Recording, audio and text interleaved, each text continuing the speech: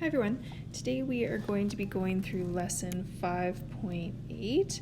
So your last video, I think, of the course here, reactions of alkanes, alkenes, and alkynes. Okay, so we're going to go through the different types of reactions here. You can follow along in your notes. So first of all, we have what's called addition reactions. Now, addition reactions, again, addition is adding, right? So that's what we're going to do. Occur in the presence of an acid catalyst, such as H2SO4. So we're going to have an acid catalyst, and that's going to allow this to happen here.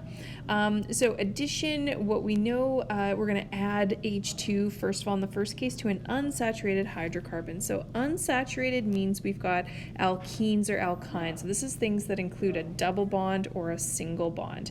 And so we've got a couple examples here.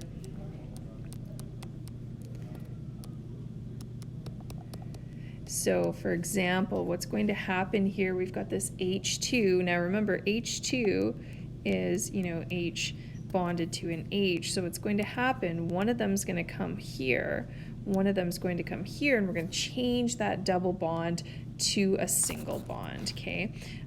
So now we're going to have, we're going to change that to a single bond, and we're just going to add our hydrogens here. So now we've gone from an alkene to an alkane. The same is going to be true here for the triple bond. So if we've got an alkyne plus H2, again, we've got two hydrogens to place here. So one of them is going to go to the first carbon, one's going to go to the second.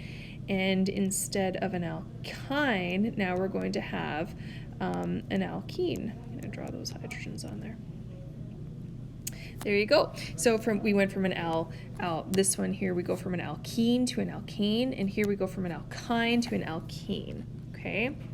Now, oh, I did leave myself space. Anyways, now we've got next case here, the addition of halogens or hydrogen halides. So halogens these are the ones on group 17 on the periodic table. So these are F2, chlorine 2, Br2, I2, and then hydrogen halides is when they're bonded to hydrogen. So for example, HF, HCl, HBr, HI. Okay, so when we add those to an unsaturated, again, unsaturated, so an alkene or an alkyne, using limited halogen or hydrogen halide. So the first example we had here, we've got an alkene, and remember R is just part of a chain, a hydrocarbon chain, plus Br2. Now, if we have bromine 2, that means we've got two bromines to put on here. So same thing's going to happen as what we saw with the hydrogen. So we're just going to change that double bond now to a single bond, and we're going to put bromines on there. Okay, so this would be called something like 1,2-dibromo, blah, blah, blah, but you don't need to know that. Just know that the bromines are going to substitute on, and the same is going to be true here for the triple bond, okay? So we've got here plus F2, so that's going to, one of them is going to go here, one's going to go here, and we end up going from a triple bond to a double bond. Doesn't matter again if we go top or bottom. Now, if we use, if we have HCl, for example, so a hydrogen halide, same deal, plus HCl. So again, but here instead of, we're going to have a hydrogen and a carbon or chlorine to place. So one's going to go there, one's going to go there. So that double bond now becomes a single bond, and one's going to go here, and there we go. And then your next example with the hydrogen iodide, same deal. So I'm not going to go through that one because it's got the answer there.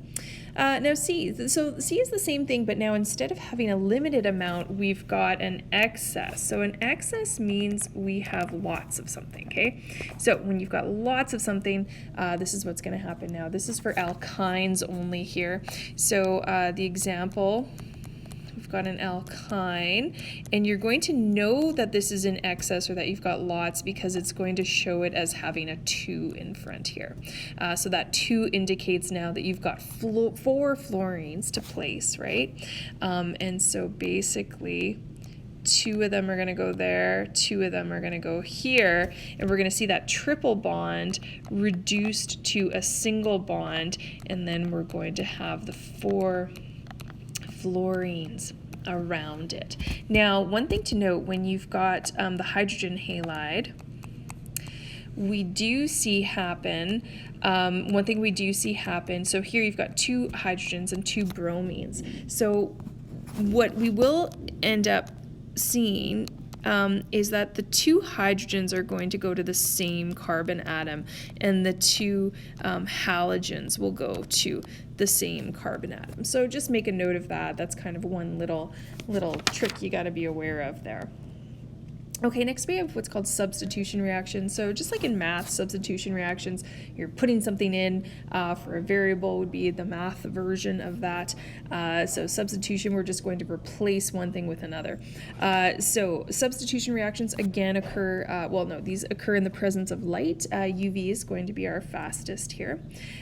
So first type that we're going to look at, substitution of halogens onto a saturated hydrocarbon. So this would be alkanes or substituted alkanes. So saturated means the alkanes here using limited halogen. So only one halogen is going to substitute. So our first scenario here is when we have a non-substituted alkane. So I'm just going to draw non-substituted alkane here. So if we're going to adding to that our chlorine gas, for example, or our halogens here, you've got 2 chlorines available, right? So this is 2 chlorines, but only one of them is going to bond here. It's going to take the place of that hydrogen. The hydrogen is going to get kicked out, but now you've got this chlorine and a hydrogen hanging around, and so hydrogen and chlorine like each other, so they're going to hook up to make a molecule here.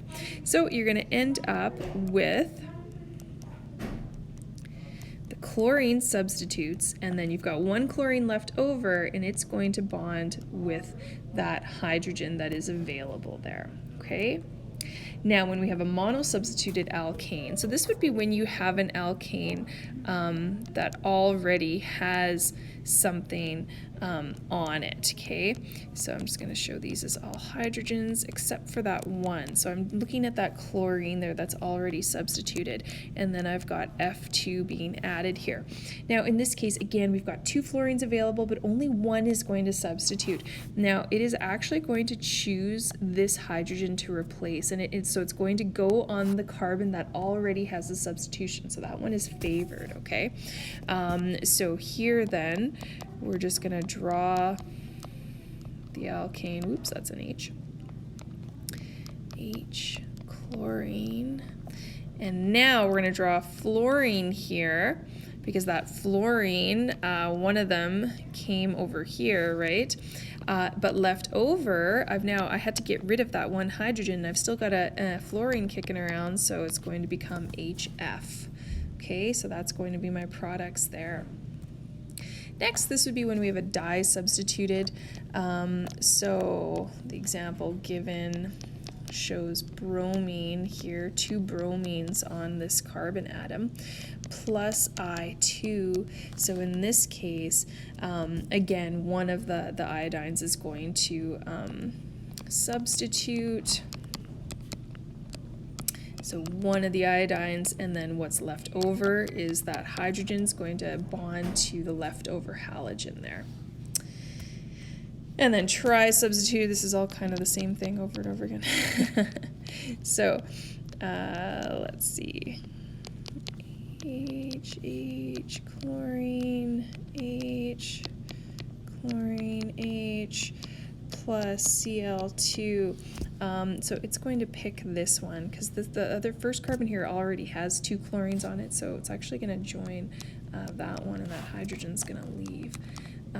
And that's sort of, you'll learn more about that if you take organic chemistry in university. You would learn about the different reactions and how they react, and you'd be able to predict what would happen here. So chlorine is going to go there, and then left over, we're going to have an HCl. Okay. Now, next one, substitution of halogens onto methane using excess halogen. So we've got methane now. So methane, 1 carbon, 4 hydrogens, plus, now excess means I'm going to write the 2 here, so 2Cl2. So in this case, now I've got 4 chlorines available. So what's going to happen here is all 4 of those chlorines are going to replace the hydrogens here. So we're going to end up with carbon tetrachloride here.